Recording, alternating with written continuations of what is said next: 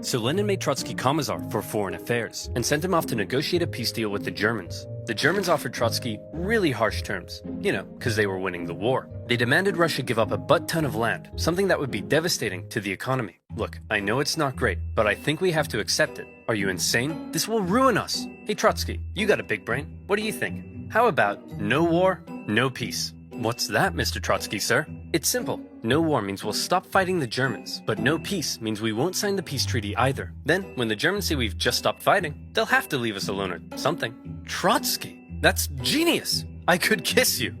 Do you want me to kiss you?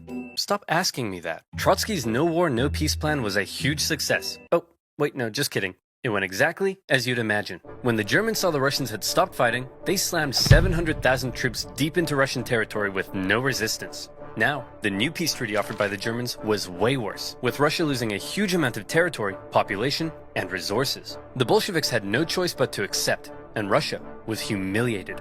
With Petrograd now in an exposed position, Lenin moved the capital to Moscow, just in case. Things really weren't going well for Lenin, and many people were extremely unhappy with the Bolshevik government and its actions. Lenin, you've pissed off so many people that they've united against you. We're under attack. Relax, we always expected some counter-revolutionary pushback. I think we can handle a few angry monopoly men. But Lenin, it's not just the monopoly men. Okay, who are we up against? Well, the liberals, the social revolutionaries, national separatists in Poland, Finland, the Ukraine, independent warlords setting up chiefdoms, anarchist rebels, the Green Peasant armies, the Cossacks, the Caucasian states, the Baltic states, the British, the French, the Americans, and the Japanese. Oh, and a legion of Czechoslovakian soldiers seem to have taken over the Trans-Siberian Railway and stolen all the imperial gold reserves. What? How could this get any worse? Oh, and it says here your mother-in-law is coming to stay. No! A variety of anti-Bolshevik forces had united together to topple Lenin's government, and Russia descended into a full-blown civil war. Now, the Russian Civil War was extremely intricate and would really need its own video, but essentially, the anti-Bolshevik white movement gained control of vast, underdeveloped areas, while the Bolshevik Reds controlled the industrial heartland. Using this to their advantage, along with the surprising military genius of Trotsky and the shocking disorganization of the White Army, the fortified Red Army gradually came out on top. It was an absolutely brutal conflict, with both sides committing horrendous atrocities. To maintain order at home, the Bolsheviks began the Red Terror, and the secret police would execute tens of thousands of suspected traitors. No one was safe from the violence, not even Nicholas himself. You've probably been wondering what Nicholas has been up to this whole time. Well, after his abdication, he and his family were placed under house arrest. At first, they were allowed to live in their usual luxury, but after Lenin took over, their conditions worsened. The Bolsheviks were just holding on to Nick until they could work out what to do with him, but the Civil War complicated things. The last thing they wanted was for Nick to be freed by the White Armies, and so, to stop this from happening, Nicholas's Bolshevik guards decided to act. It's not entirely certain whether Lenin ordered it, or if the guards were acting on their own volition. But on July 17th, 1918, with White Armies approaching, they woke Nicholas and his family in the middle of the night and brought them into the basement. There, a drunken squad of Bolsheviks murdered the entire family. Nicholas, the last Tsar, once one of the most powerful men alive, had met a brutal end. But after years of fighting and millions of deaths, Trotsky and his Red Army came out victorious. Wow, that was a close one. Okay, back to creating a communist utopia. How are we doing on that?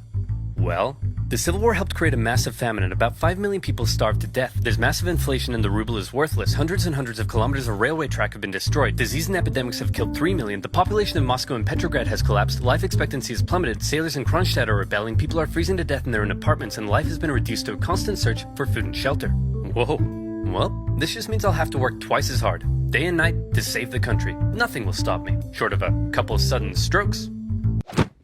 Get the doctor. One thing you have to keep in mind is that everything I've been talking about, the Civil War, the assassination attempt, and Lenin's struggle to maintain control at home, were all happening around the same time, and it must have been extremely stressful. Lenin began getting headaches, insomnia, and in 1922, he suffered 2 separate strokes. As the Soviet Union was officially declared under a strict one-party system, Lenin's health continued to decline, and his ability to lead the Communist Party went with it.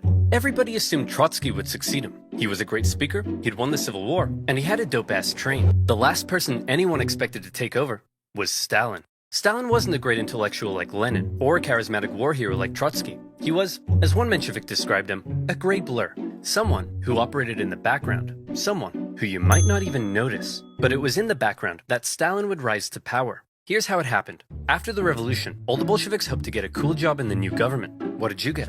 Commissar for War. Sweet! What'd you get? Secretary. Stalin was made general secretary for the Communist Party. It wasn't what he wanted, but Stalin quickly realized that even though it wasn't fancy, it was a powerful position. As secretary, he had the power to give people jobs within the party, so he would give jobs to all of his pals, who in turn would give him their support. The more pals he gave jobs, the more power he got. The more power he got, the more pals he got. Lenin may have been having wall-to-wall strokes, but he was still involved in the party, and he was taking notice. He wasn't a fan of Stalin abusing his position, or insulting his wife to her face. Lenin knew he couldn't let Stalin take over, but by this stage, he was just too sick to fight it. Hey man, tell whoever's in charge of giving people jobs not to let that jerk Stalin become the next leader. By the way, who did I put in charge of giving people jobs? That would be Stalin, sir. Blah. Whoa.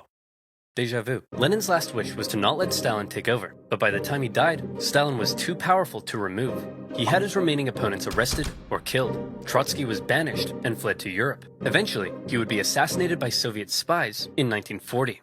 Our dear comrade Lenin has died. We should have a state funeral. No. Let's mummify him and put him on display so people can look at his dead body forever. That's gross. You're gross. Guards, kill him. Lenin had waited so long to take control in Russia, but he never got to see his communist utopia. His short time in charge was spent dealing with the destroyed Russian economy, World War I, and the Civil War. He was cruel and merciless, but he really did seem to believe communism would make Russia a better place. Stalin, on the other hand, would take the Soviet Union down a different path. If you thought Lenin was a tyrant, well, you ain't seen nothing yet, girl. A secret police state, a rapidly militarizing superpower, led by a paranoid man who deeply distrusted the West, would see the world come to the brink of nuclear annihilation. That's right, I'm talking about